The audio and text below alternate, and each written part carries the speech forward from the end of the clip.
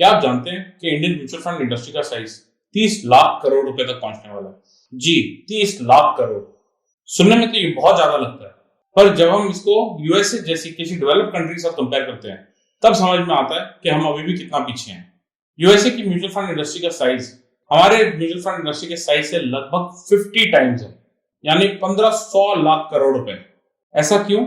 वो इसलिए कि अधिकतर इंडियन इन्वेस्टर्स को म्यूचुअल फंड्स की पूरी नॉलेज भी नहीं है, और जब किसी प्रोडक्ट की ठीक अंडरस्टैंडिंग ना हो तो उसमें इन्वेस्ट करना सही भी नहीं है।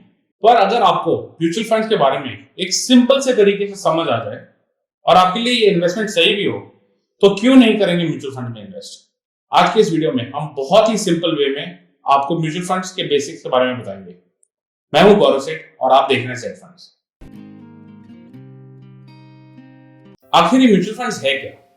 म्यूचुअल फंड सिंपली एक पूल है जिसमें अलग अलग इन्वेस्टर्स अपना पैसा इन्वेस्ट करते हैं। ये पूल्ड फंड्स फिर एक प्रोफेशनल एक्सपर्ट द्वारा म्यूचुअल फंड के ऑब्जेक्टिव्स के हिसाब से अलग अलग इन्वेस्टमेंट में डाला जाता है। इसके बदले में इन्वेस्टर्स को म्यूचुअल फंड की यूनिट्स एलोकेट हो जाते हैं इन द सेम प्रोपोर्शन जिस प्रोपोर्शन में उन्होंने पैसे इन्वेस्ट किए हों। वो प्रोफेशनल एक्सपर्ट जो कि इस पूल में इन्वेस्टेड पैसों को अलग अलग जगह पर इन्वेस्ट करने का डिसीजन लेता है, उसको फंड मैनेजर कहा जाता है। इस सर्विस के लिए फंड मैनेजर एक फीस चार्ज करता है जिसको फंड का एक्सपेंस रेशियो भी कहा जाता है। तो अगला क्वेश्चन आता है कि ये फंड्स बनाता कौन है? वो फाइनेंस कंपनीज जिनको सेबी से लाइसेंस मिला हुआ है, उनके पास अनुमति है एक फंड बनाने की और इन्वेस्टर्स से पैसा लेने की। ऐसी फाइनेंस कंपनीज को एसेट मैनेजमेंट कंपनीज या एएमसी के नाम से जाना जाता है। एज ऑफ टुडे इंडिया में 44 एएमसीज हैं। All these AMCs have to be registered with SEBI and the Association of Mutual Funds of India, यानी एमफी। इन सब एएमसीज को एक पर्टिकुलर प्रोसेस और रेगुलेटरी कंप्लायंसेस फॉलो करनी पड़ती है। This makes them very safe and trustworthy. ये आपका पैसा लेकर भाग नहीं सकते। जैसे हमने आपको बताया कि इंडिया में अभी 44 एएमसीज हैं, पर क्या आप जानते हैं कि टोटल नंबर ऑफ फंड्स 13,500 के ऊपर है। अब इन 13,500 फंड्स में से आप कैसे चुने कि आपके लिए कौन सा फंड सही है? There is some good news. ये सारे funds can be categorised into different types. तो चलिए देखते हैं कि म्यूचुअल फंड किस टाइप के होते हैं। सबसे पहले तो हम म्यूचुअल फंड्स को दो हिस्सों में बांट सकते हैं, open and mutual fund and closed end mutual fund. Open and mutual fund वो फंड्स हैं जो रेगुलरली इन्वेस्टर्स से पैसा ले सकते हैं और इन्वेस्टर्स कभी भी अपने यूनिट्स बेचकर वो पैसा रिडीम कर सकते हैं। On the other hand closed end funds वो हैं जो सिर्फ न्यू फंड ऑफर के टाइम यानी इशू के टाइम पैसा उठा सकते हैं पब्लिक से। एक बार फंड ऑफर की क्लोजिंग डेट निकल गई तो इस फंड में और पैसे नहीं डाल सकते। However, फंड ऑफरिंग बंद होने के बाद ये फंड्स एक्सचेंज पर लिस्ट हो जाते हैं। And just like shares, you can buy and sell units on the stock exchange. ये तो थे open and close ended funds.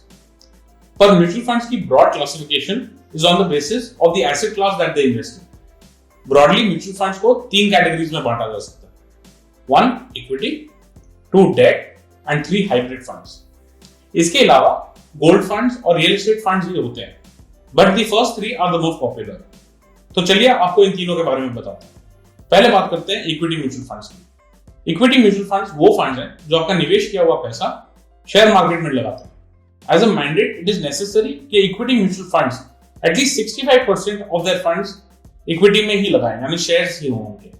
Next आते हैं डेट म्यूचुअल फंड्स पे। ये वो फंड्स हैं जो आपका invested money fixed income instruments में लगाते हैं। Fixed income instruments might include bonds, fixed deposits, commercial papers, government securities. इन इंस्ट्रूमेंट्स पर मिलने वाले रिटर्न्स फिक्स होते हैं। इसलिए डेट फंड्स में उतार चढ़ाव यानी वोलेटिलिटी इक्विटी फंड्स के मुकाबले काफी कम होती है। However, ऐसा नहीं है कि डेट फंड्स में कोई रिस्क नहीं है। डेट फंड्स के रिस्क को अवॉइड करने के लिए आप हमारा video how to avoid risk in debt funds देख सकते हैं। थर्ड ब्रॉड कैटेगरी जिसके बारे में हम बात करेंगे are the hybrid funds. Hybrid fund वो फंड्स हैं जो कि आपके निवेश किए हुए रकम को बोथ डेट एंड इक्विटी में लगाते हैं। ऐसे फंड्स में फंड मैनेजर मार्केट कंडीशंस को देखते हुए डिसाइड करते हैं कि कितना प्रोपोर्शन डेट में लगना चाहिए और कितना इक्विटी में। फॉर एग्जांपल मान लीजिए कि इक्विटी मार्केट काफी गिर गई है, जैसे कि अभी कोरोना वायरस पैंडेमिक के समय, तो हो सकता है फंड मैनेजर के हिसाब से अब इक्विटीज में अच्छी वैल्यू हो और वो डेट का प्रोपोर्शन कम करके इक्विटी में ज्यादा इन्वेस्ट कर दें। दूसरी तरफ मान लीजिए कि अभी इंटरेस्ट रेट्स हाई हैं और फंड मैनेजर मानते हैं कि आगे जाके ये इंटरेस्ट रेट्स गिरेंगे। So in such a case high interest rates का फायदा उठाने के लिए the fund manager might decide to invest more in debt and sell some equity. ये तो हो गई म्यूचुअल फंड्स के टाइप्स।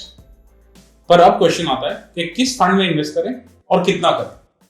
इन्वेस्ट करने के लिए जरूरी है समझना कि आपका रिस्क रिटर्न प्रोफाइल क्या है, यानी एक, आप अपने इन्वेस्टमेंट पर कितना रिस्क ले सकते हैं, ये समझना बहुत जरूरी है।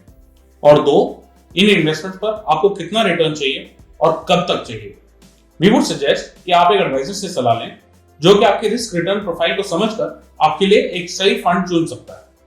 जेड फंड्स की साइट पर आप चैट बटन दबा के हंड्रेड्स ऑफ एक्सपर्ट से व्हाट्सएप पर फ्री सलाह पा सकते हैं। अब चलते हैं इस बेसिक्स के वीडियो के लास्ट पार्ट पर। आपको इन्वेस्टमेंट किस मेथड से करना चाहिए?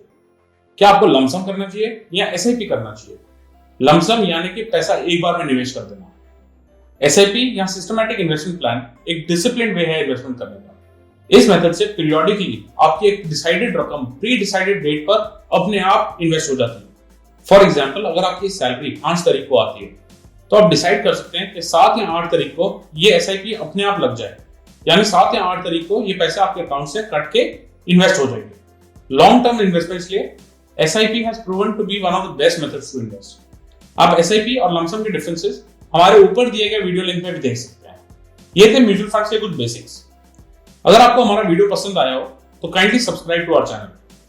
आपके और कोई क्वेश्चंस हो तो please feel free to write in the comment section below or on our website zfunds.in.